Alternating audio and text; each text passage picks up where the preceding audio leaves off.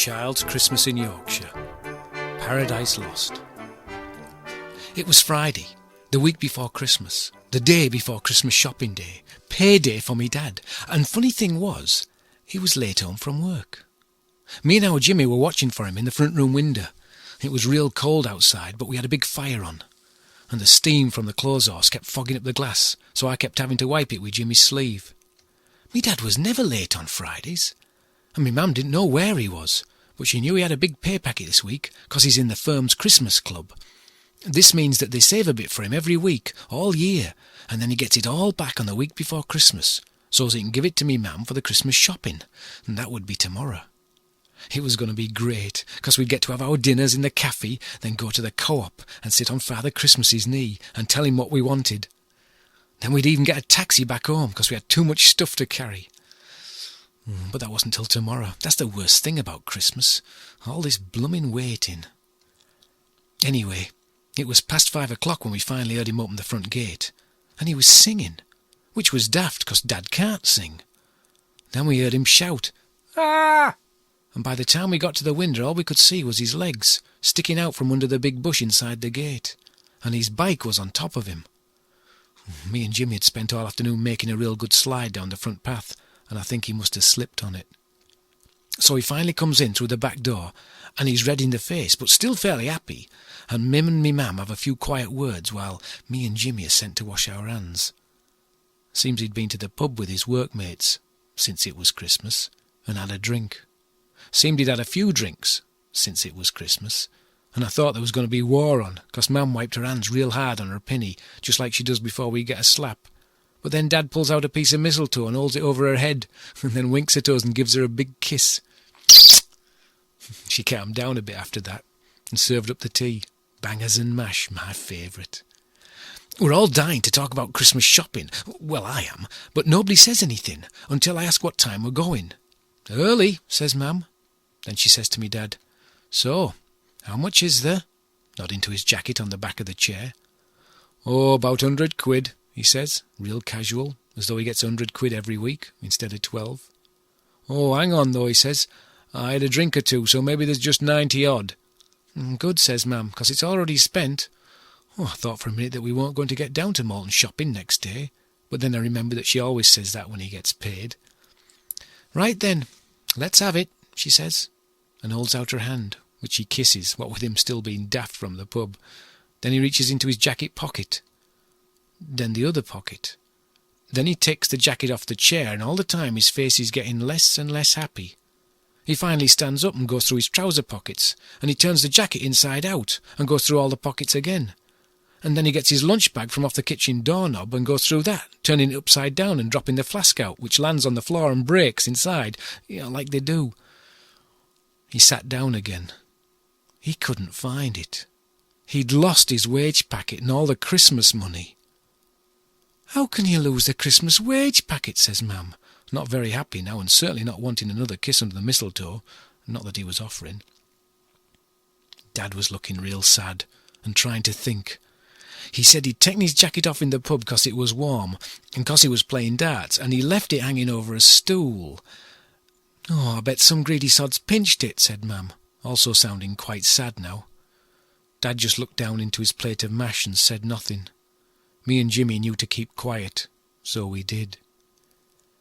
We went to bed early that night, and we heard Mam and Dad talking downstairs quietly, with the telly turned off. Jimmy whispered across to me, "It's a good thing Father Christmas brings the presents, and we don't have to buy 'em, else it would be a lean do this year."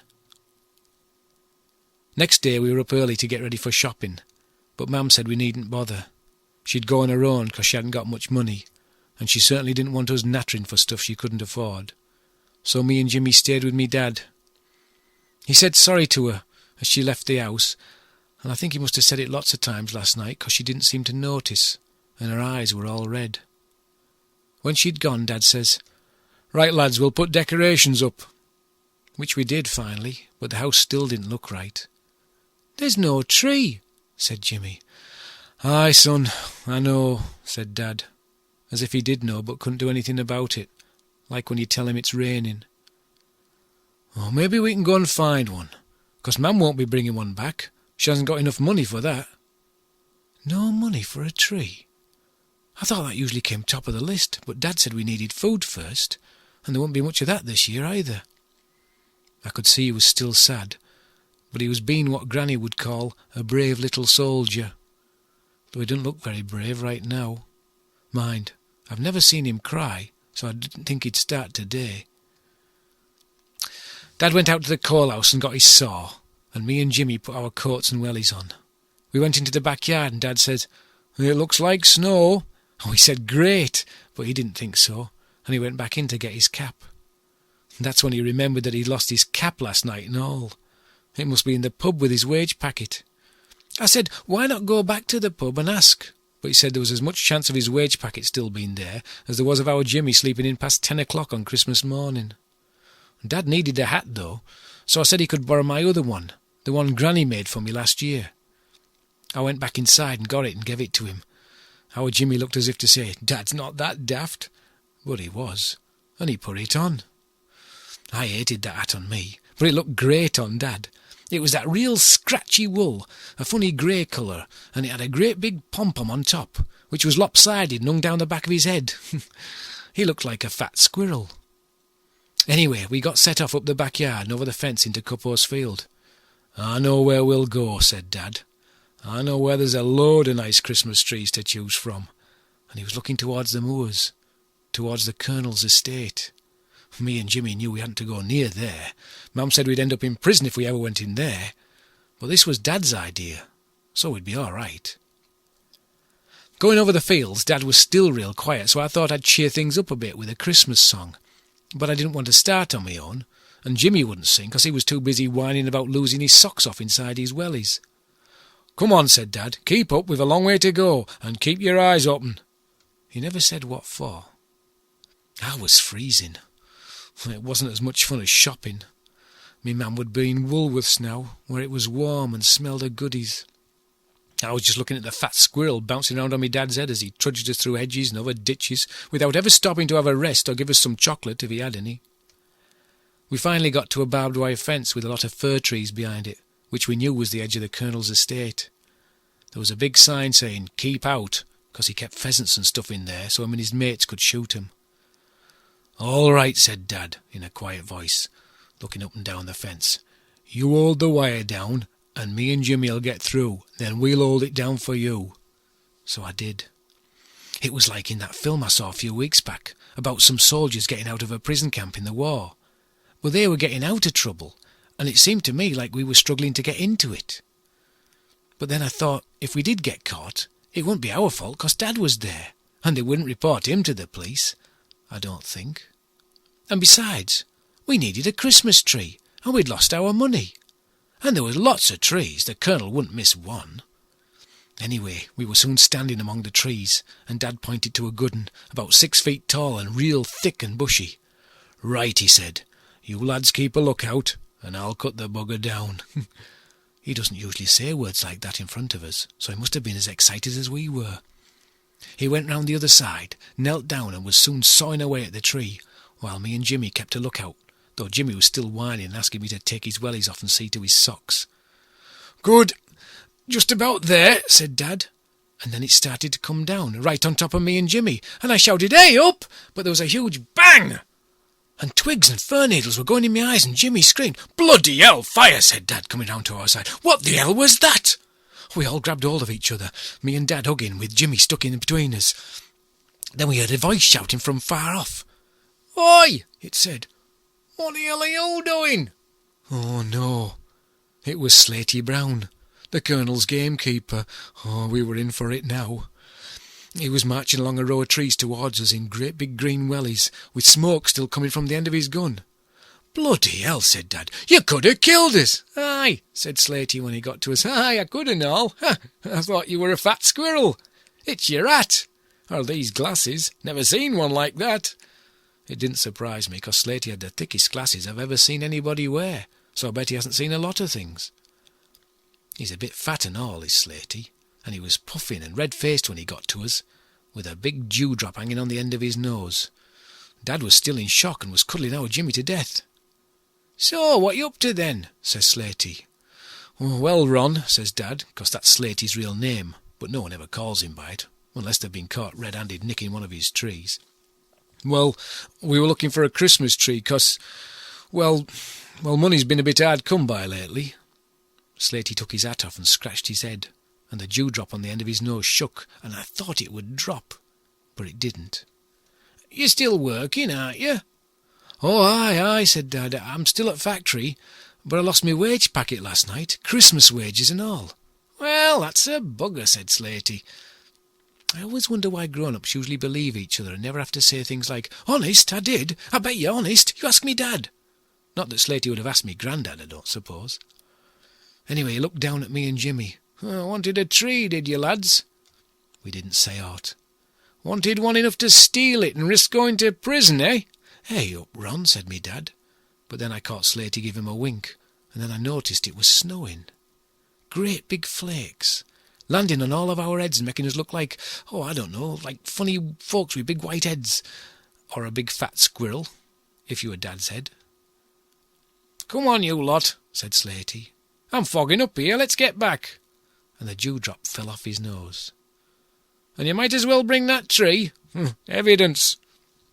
He took us back alongside the fence, but on his side, back to where he'd parked his Land Rover. He opened the door for Dad to get in the front and then took me and Jimmy round the back.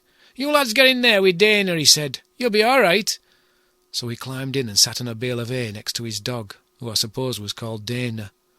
She was a black lab, I think, and as soon as Slatey had shut the back door, she came across and started licking our Jimmy's face. At least it made him laugh and stopped him moaning about his blooming wellies for a bit. We rode back to the Colonel's farm with the tree tied on the roof, and I was wondering if Dad was going to be in real trouble and get sent to prison.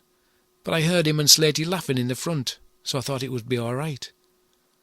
They were passing a little leather bottle back and forwards between each other, and drinking from it. By the time we pulled into the farmyard, I was freezing, but Dad and Slatey were laughing like a pair of twits. "Over here," says Slatey, getting out of the cab. "Just have a look at this." And we all trooped into a building next to the dairy. "Don't worry about Colonel," he said. "Old sod's away up in Scotland for Christmas. Won't be back till New Year." Dad laughed again, and he still had Slatey's leather bottle stuck in his mouth. Inside the building there was a great long line of turkeys, all dead and plucked and hanging upside down. At the end of it was a lot of boxes with taties and other stuff in. "For estate staff and some friends of the family," said Slatey. "Right then, pick yourselves a good 'un, but look sharp. I've got to be in Malton by 1 o'clock. And me and Jimmy went down one side, and Dad went down the other, and we all pointed to the same turkey right at the end. A big fat one, with a few white feathers still left in its bum. "Right-o," said Slatey, and he cut it down with his pocket knife. He gave it to me and Jimmy to carry, and I got the fat end. Nearly dropped it. But when I looked round for Dad to give me a hand, I saw him holding a sack open, while Slatey put all kinds of stuff in it from the boxes. A swede, a load of taties, a big cabbage, some parsnips, a bunch of carrots, each about as long as my arm, and a great big bucket full of Brussels sprouts. "There now, that'll do you," he said. "And we know nowt, right?" "Right you are," said Dad, and they winked at each other. Then we all went back into the stackyard, back to the Land Rover. And me and Jimmy got in the back again, and Jimmy got another good licking. Then with Slatey and me Dad sat in the front, we set off back to our village, making fresh tracks in the snow down all the lanes. "Hey, and don't say out to Mam," said me Dad as we finished loading all the stuff into the pantry. "It'll be a nice surprise." Ooh, and it was and all. When she got back from Malton, looking fed up and wet through with the snow, and saw our tree in the front room window all decorated and twinkling, she went real quiet. Then she took her 2 little bags of stuff into the pantry, and had to come out again because there was no room for aught else. And she sat down on a kitchen chair, and she started to cry. "Lads," said me Dad, and he gave us a look and a twitch of his head, which means go outside to lark and stay there till I tell you to come back in. So we did. It wasn't quite dark yet, and our slide was covered with snow, fresh new snow, but it made it better, even more slippery. I made Jimmy go down first, just to make sure there was no gravelly bits, and he got right to end and hit the gate, bouncing back down the path a bit. "Out the way," I shouted, and made me run up, sliding real smooth all the way down. But Jimmy hadn't got up. "Hey up," I said, "out the way!" But it was too late. and I crashed right into him, went sailing over right into the blooming bush. "Ow," I said. "Huh, bloomin' ow," he said. "Right then, bloody ow," I said, to show him who was hurt most. Then I noticed something against me face. It was cloth, like a cap. So much like a cap that it was one. It was Dad's, and inside it was some paper, an envelope. I got up and looked at it. A brown envelope. Bit like a wage packet.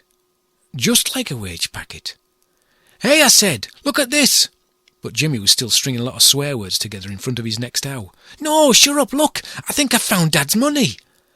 And we opened the packet and took out all the notes. A lot of £10 and even more fivers. "It must be a fortune," said Jimmy. "There must be millions." "Actually, I think you'll find there's about 90-odd pounds there," I said. And there was. We thought for a minute about saying nought. Well, maybe giving Dad the cap but keeping the money, and going to Woody's shop at corner, which was still open. We wondered how many fruit gums we could get for £100. Jimmy said he'd spend his half on comics and licorice.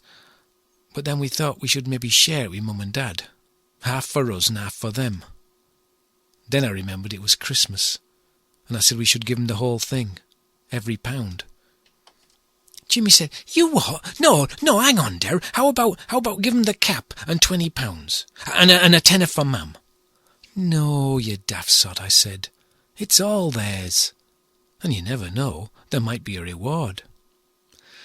So we looked at each other and nodded and set off back up the path to the house. He had the cap and I had the wage packet, and it was still snowing. 57,912, said Jimmy as we reached the kitchen door. "What are you on about?" I said. Fruit gums for £100, 57,912. "Oh yeah," I said. "Maybe there would have been. Maybe."